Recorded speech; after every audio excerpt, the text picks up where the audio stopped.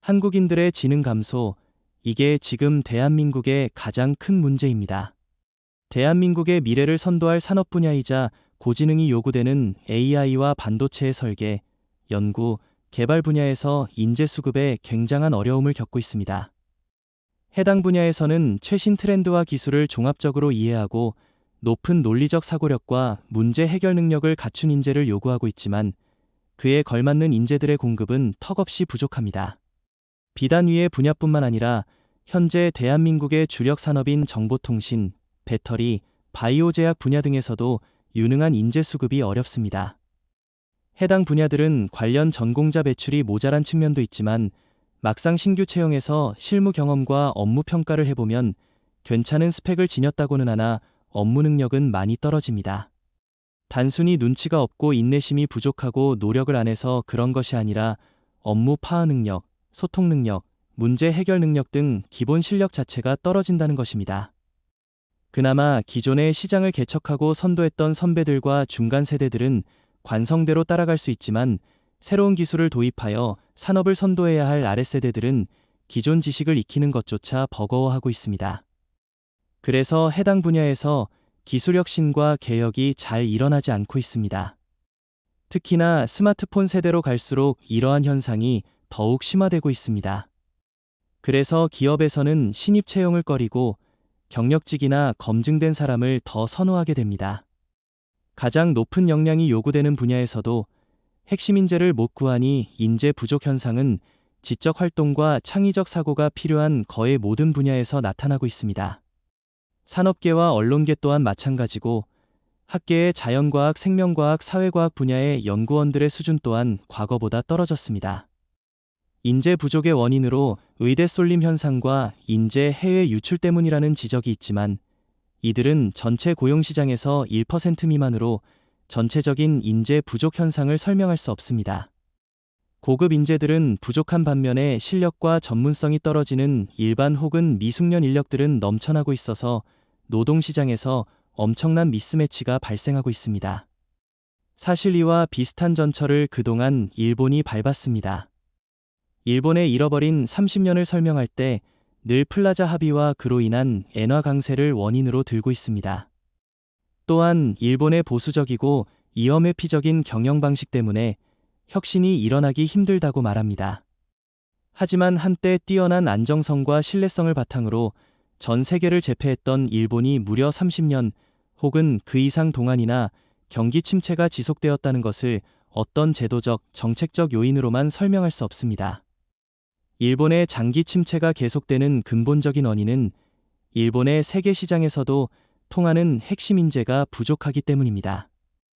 핵심 인재가 갖춰야 할 기본 자질은 외국어 의사소통에 문제가 없고 자기 분야에 대한 깊은 지식을 갖추고 복잡한 문제를 논리적으로 분석하고 해결하는 능력이 있어야 하며 새로운 기술을 습득하고 기억하는 능력이 뛰어나야 합니다. 한마디로 말하면 핵심 인재는 지능이 뛰어난 사람입니다.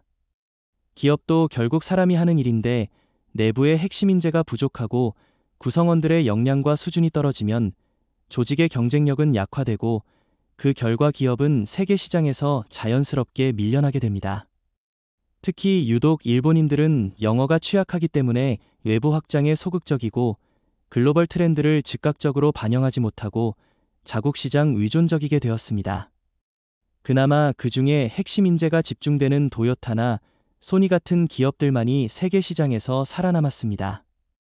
한국도 일본과 마찬가지로 갈수록 핵심 인재가 부족해지면서 대부분의 산업 영역에서 중국에게 기술 격차를 추월당하고 있고 국가 경쟁력은 하락하고 있습니다.